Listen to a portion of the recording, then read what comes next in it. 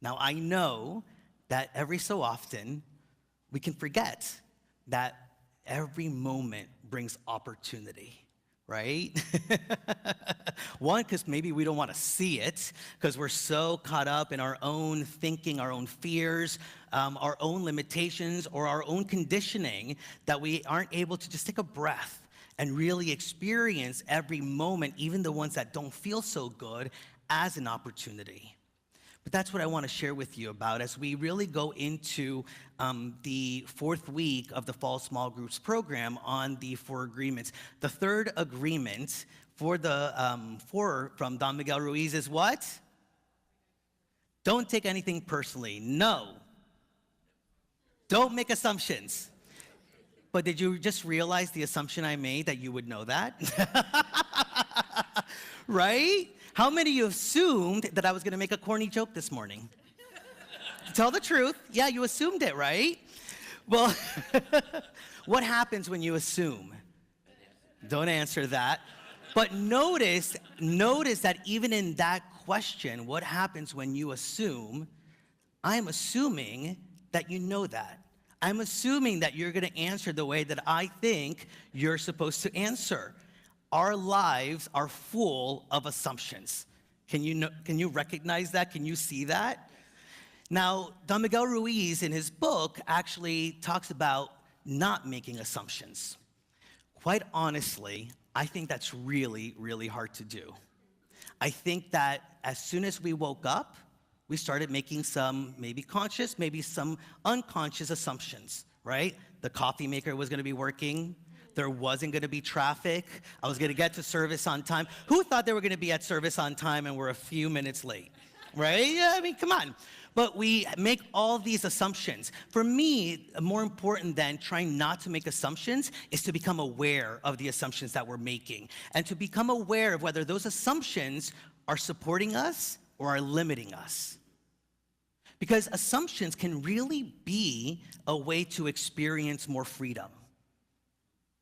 There's a difference between making an assumption and having an attachment, right, to that assumption. There is a difference between having an assumption and not only having an attachment, but an expectation to that. And what I would think is making an assumption and then bringing intention behind it. I don't know if you recognize the nuance. Actually, I didn't even recognize it for the 9 o'clock service because it just came to me right between, because I was talking about making healthier assumptions, but I didn't realize that the second component of that is then not to create an expectation, but to create intentions.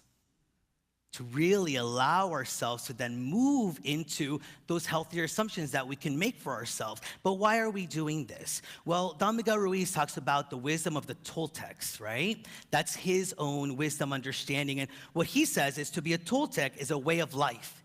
It is a way of life where there are no leaders and no followers, where you have your own truth and live your truth. Sound good? A Toltec becomes wise, becomes wild, and becomes free again. How many of you in this very moment are open to become wiser? Yes? How many of you are open to getting a little wilder? Oh boy, now we know where the wild people lie, actually. There was some confusion around that at the 9:30 service, but we know where the wild people are. How many of you are willing to step into more freedom? Yeah, feel that. Feel the intention within you to be more free. And feel, actually, the assumption that life can provide you with the opportunities to be more free. To assume that life is working for you rather than working against you. That life is bringing you an opportunity to experience more of your truth rather than limiting you to the ways in which you thought yourself to be. And we make these assumptions and we live through these assumptions. Don Miguel Ruiz says, all the sadness and all the drama that you have lived in your life was rooted in making assumptions and then taking things personally. It's like we've forgone our curiosity, though, right? I was thinking about an experience that I had. Actually, I shared it with you once before, but a few years ago. So I have a son who's 5.5, almost 13. And I have a niece who is 5 years old. And a few years ago, my niece, Ella, she was in that stage of why? Why? Why? Anybody experience a child with the whys? If you don't, I have one to share with you, so you can experience it. But it's just a really interesting thing because I'm trying to be all conscious. I'm trying to really be present for my niece. And all of a sudden, my sister, who was riding in the car, just goes, "Do not engage." Because she knows it would go on forever and a day. But it really, in that moment, struck me how we are so born with curiosity. And little by little, we're domesticated into feeling like curiosity may not be such a good thing. Or we can be curious to a point, but don't look behind door number 3, right? We are able to be curious. We're able to ask questions to a certain point before we start feeling like somebody's going to make us feel like we just don't know anything, like we're dumb, like we're limited, right? And little by little, we just let go of that desire to ask more questions. And it's such a beautiful thing to ask questions. It's such a beautiful thing to live in the questions because really, for me, life becomes really exciting in the questions.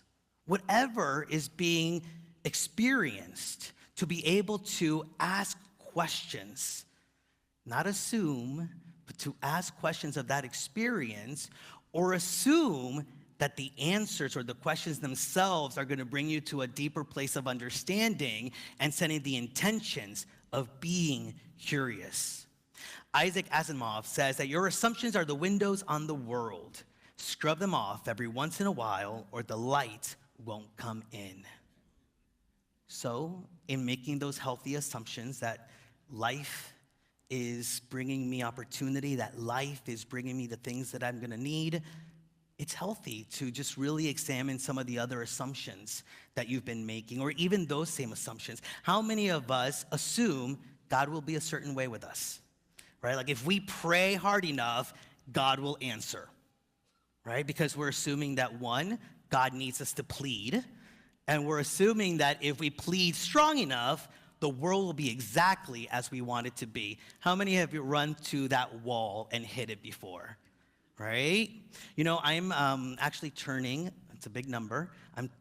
For some of us here, it's a big number. I know I got some faces earlier, the alerts were too, but I'm turning 40 on Thursday. Yes.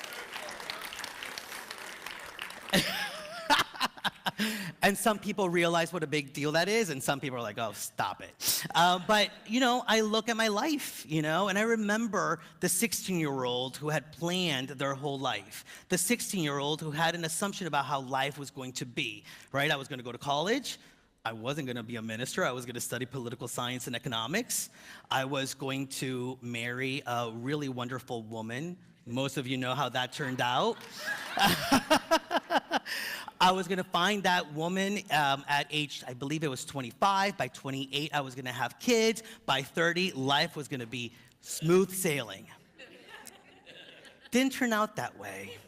But in making those assumptions about how I was supposed to be, I started to look at why those assumptions were in me in the first place. It wasn't that I wasn't only living them, it was that I was actually asking what they meant. For example, me going to college and studying what I needed to study, right?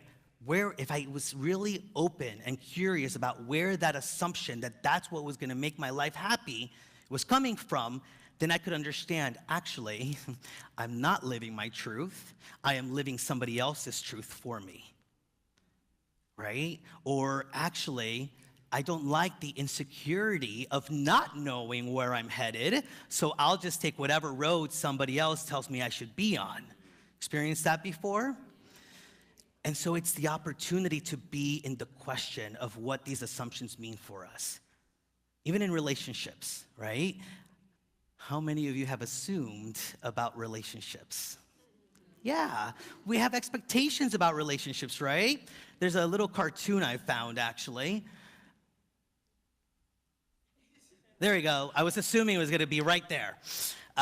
Here comes my date now. When I first met him, I assumed he was a good listener, but that hasn't been the case. So we make assumptions about everything, right? We make assumptions based on everything, based on somebody's look, based on our experience with somebody. You know, they say the first time you meet somebody is the most important time that you'll connect with them, right? Why? Because we know we make assumptions based on the first time that we meet somebody. And that's just in getting in relationships, right? Like somebody tells us, I love the circus. And all of a sudden you assume that because you also love the circus, this is it. I'm marrying this individual, right? Or you don't like the circus and they tell you that and you say to yourself, oh my God, they must hate animals, right? I mean, some people have that assumption. Where's the truth, right? Well, the truth for me is in continuing to ask more clarifying questions, to be able to really see what's in front of you, to be able to experience what in that moment the opportunity is. Now, that's just at the beginning of the relationships. Now you've, moved in with the individual that shares that one that you have, and how many of you have either spoken it or heard, you should have known that. You should have known that's what we do every Friday night.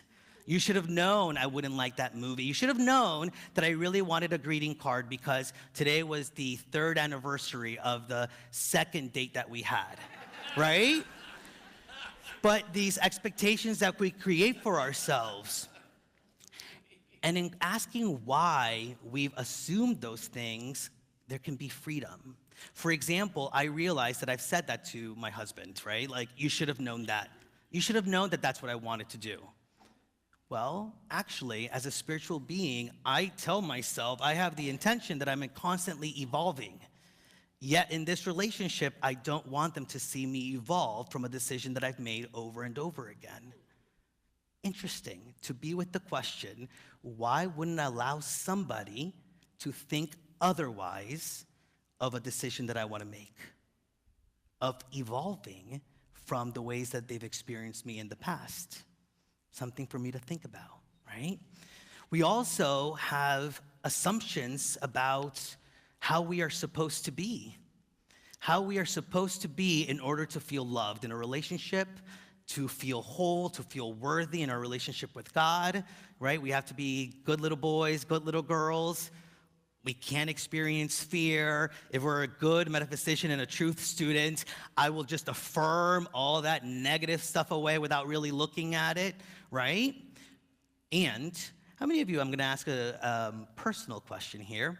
How many of you have made an assumption about me before? Be true, be honest, be honest. So I'm trying to work with people's assumptions of me, right? And some of them are really wonderful. And some of them I'm really working on seeing them as wonderful. But one of the things that I'm really learning is that even in the assumptions that I deem to be negative, I could really learn a lot about myself. Like, so I will share with you that 1 or 2 or maybe 3 people have shared with me in the past that I am very controlling. And there's a part of me that wants to be very defensive and just cut it off right there in that moment. But I ask myself, okay, so this person made an assumption about me. Is it true? Can it be true? Is there a way that I am showing up, even if I don't believe it to be true, which, by the way, I believe it to be sometimes true, but even if I don't believe it to be true, in this moment, can I see how somebody else can perceive me as controlling? And do I care about that? Maybe the answer is no, but maybe the answer is yes. Maybe I want to connect with somebody, and so I'm just looking at whether the ways in which I want to communicate are being received the way I want them to be received as much as possible, right? You know, I mentioned earlier, even like somebody coming up to me and saying, you know what, you're a jerk. And all of a sudden, you're a jerk. Feel that, right? Somebody calling you that, and you kind of close up a little bit maybe, and again, you want to be defensive, and maybe you don't believe it for yourself, maybe you do, but is it true in some instances? Can I allow for that? And if I want to say, no, I've never been a jerk, then ask yourself, I ask myself, is it because I feel that if I'm not a jerk, I'm not worthy, I'm not lovable, I'm not a child of God? whatever it may be. So continue with the questions about the assumptions made about each and every one of us. Now, I mentioned the negative ones, but what about you're awesome? You're cool, right? My 5-year-old just got a little girl to say that he was the coolest, the cutest, and the smartest of the kindergarten kids. And some of us will hear that and what do we do when somebody pays us a nice compliment? All right, right? And just brush it aside, we're not as comfortable. What if you also asked the questions and sat with curiosity when somebody said to you, you are the coolest person ever? Am I? How do I show up as that? What is within me that is perceived in that way? And all of a sudden, this assumption is not only taking you away from your own limitations, but is really affirming the ways in which you want to experience yourself in life. Now, we also make assumptions about life, right? I mentioned my 40 years and how things were gonna be. Yesterday, we had a wonderful celebration of life here. Somebody passed, and we were here, and it just made me really conscientious about one of my greatest assumptions, that we're gonna be here forever. How many of us, in assuming that we're not good enough, that we're not ready, have assumed that we have time to really live out our purpose, to really experience God and ourselves in a different way? Well, I can't handle that right now. I can't go for that job right now.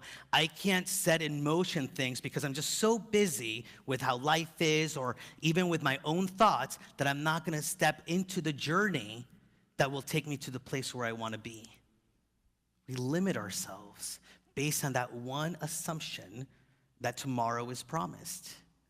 Now again, I will assume that I have more time to share who I am, but I will set the intention to work on the things that I need to work on to be able to more fully express all that I want to accomplish and be in this world.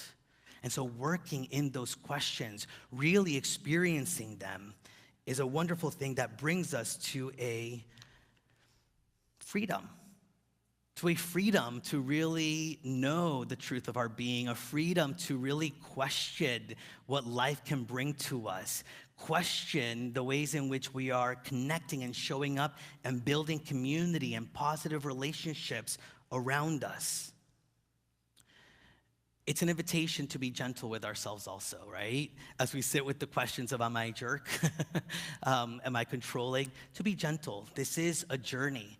But that in itself can be a new assumption that you decide to take on. That life isn't supposed to be all smiles and giggles, but that life is a journey. That the journey itself, assume that the journey itself is what brings you that sense of peace, even in the moments of not feeling that. And set the intention that as challenges arise, right? Like especially when we first come to Unity, we're like, all right, if we follow these metaphysical teachings, to the law, we are going to manifest the world that we want and we will not have any problems. Anybody have a problem since they've walked into Unity on the Bay before? Yeah? I have. But so my assumption is no longer life will life will feel good all the time to life is a journey that will teach me. Life is an evolution that will really fill me. And with that, I set the intention that when challenges do arise, I can walk through them knowing my truth without necessarily limiting the way in which it shows up. So I was looking up some Bible quotes, and I came, about questions, and I came upon one that was so interesting to me because every time that I've read it, I've always thought of it as a prosperity Bible quote, and it's from Mark chapter 7, verse 7. Ask, and it will be given to you. Seek, and you will find. Knock, and it will be opened to you. But as I sat with that, it's 3 different ways in which we are to be in the question, right? Ask. Ask what the assumptions, ask what this opportunity is all about. Ask what is going on within our own being in those moments where we're assuming things about others, when people are assuming things about us. Seek out what the deeper meaning in these relationships and these assumptions really are, and knock. really step fully into curiosity, really step in through the threshold to a place of being totally curious about the ways in which life is shaping up for you, totally curious about the ways in which relationships are showing up for you, totally curious about the ways in which God is in this very moment holding you and setting the intention for a greater freedom, a little bit more wildly ways, and a little bit of a wiser experience in those moments. One of the things that I love, Don Miguel Ruiz, that he says, it's actually in another book, but he says this: we are not in a hurry, but we have no time to lose. We are not in a hurry, but we have no time to lose, to become curious again, to live in the question, and to see the many ways in which those questions themselves are the ways in which life is blessing us. Thank you, and be blessed.